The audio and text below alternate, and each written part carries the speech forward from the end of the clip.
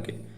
நாமலாம் வந்துட்டு இப்போ லேபிள் உங்கள் ஒரு ப்ராடக்ட்டுக்கு நீங்கள் லேபிள் அடிக்கணும் அப்படின்னு வச்சுக்கோங்களேன். இப்போ ஃபார் எக்ஸாம்பிள் இந்த மாதிரி ஒரு லேபிளில் நீங்கள் அடிக்கணும். இது வந்து சும்மா பேப்பருங்க. நான் சொல்கிறது எப்படின்னா, கம்ப்ளீட்டாக ஒட்டுற மாதிரி ஒரு லேபிள் நீங்கள் அடிக்கணும் அப்படின்னு ஆசைப்பட்றீங்க அப்படின்னா, நீங்கள் போய் எங்கேயா விசாரிச்சிங்க அப்படின்னா நிறைய எம்ஏக்யூ அந்த மாதிரிலாம் சொன்னாங்க அப்படின்னா, அதெல்லாம் லேட்டர் பார்ட் ஆஃப் பிஸ்னஸில் பண்ணிக்கலாங்க. ஸ்டார்டிங்கில் வந்துட்டு நீங்கள் ஒன்றும் இல்லை, நாமளும் வந்துட்டு இந்த டிஜிட்டல் ப்ரெஸ் அப்படின்னு போட்டிருப்பாங்க. அந்த மாதிரி கடைகளில் போயிட்டு கேட்டிங்கனாலே வந்துட்டு ஆர்ட் ஸ்டிக்கர் அல்லது சிந்தட்டிக் ஸ்டிக்கர்னு கேட்டிங்கனாலே சொல்லுவாங்க.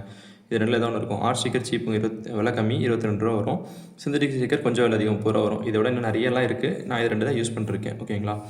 நாமளாக எப்பயுமே அடித்தாலே A3 சைஸில் தான் அடிப்பாங்க. A3 சைஸ்னால் எது அப்படின்னா வந்துட்டு A4 இதான் A4 சைஸு. இது 2 A4 ஒன்றா ஓட்டினா எவ்வளோ சைஸ் வருமோ அதான் A3 சைஸ். ஓகேங்களா. இந்த A3 சைஸில் தான் அடிப்பாங்க. ஓகே.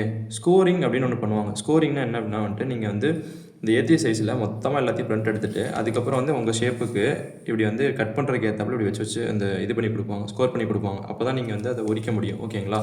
அதுக்கு பேர் ஸ்கோரிங். அதை வந்து நம்ம ஸ்கொயராகவோ ரெக்டாங்கிளாவோ இருந்தால் ₹10 ₹12 வாங்குறாங்க.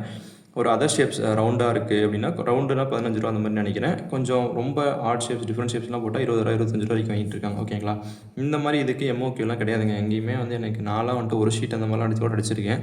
ஸோ நீங்கள் வந்து நாமளாக வந்து எம்ஓக்யூன்னு ஒன்று கிடையாது. 1 to 5 எவ்வளோ வேணாலும் எடுத்துக்கலாம். ஓகேங்களா. இப்போ நம்ம வந்து எப்படி காஸ்ட் கால்குலேட் பண்ணலான்னு பார்க்கலாங்க. இப்போ வந்து இந்த லேபிள் வந்து நான் ஸ்டாண்டர்டாக எடுத்திருக்கேன். இது வந்து சும்மா பேப்பரு, நான் ஒரு ஸ்டிக்கர் மாதிரி கணக்கு வச்சுக்கலாம். ஓகேங்களா. இப்போ இதுக்கு வந்துட்டு இதோட சைஸ் வந்து 17x7 சென்டிமீட்டர். இப்போ A3 சைஸ் அப்படின்னா இதான் A3 சைஸு. மொத்தமாக A3யோட ஏரியா டிவைடட் பை உங்கள் லேபிளோட ஏரியா போடுறீங்க. எத்தனை லேபிள்னு வந்துடுங்க. ஓகேங்களா. சைட்லாம் கொஞ்சம் கேப் விட்டுருப்பாங்க. ஓகேங்களா. இப்போ இதுதான் இருக்குன்னா இந்த சைட்லாம் கொஞ்சம் கேப் விட்டுருப்பாங்க. அதெல்லாம் போக மைனஸ் பண்ணி அதெல்லாம் அப்ராக்சிமேட்டாக மைனஸ் பண்ணிக்கலாம். இப்போ அப்ராக்சிமேட் கால்குலேஷனுக்காக தாங்க பார்க்குறோம். 9 லேபிள் வரும். ஓகேங்களா. இப்போ 9 மேலே வரும், 9 லேபிள் வரும். ஓகேங்களா. இப்போ இதே ஆர்ட் ஸ்டிக்கராக இருந்துச்சுன்னா ₹3.6 வருது. சிந்தட்டிக் ஸ்டிக்கராக இருந்தால் ₹4.5 வருது. ஓகேங்களா. ப்ளஸ் GST வரும்.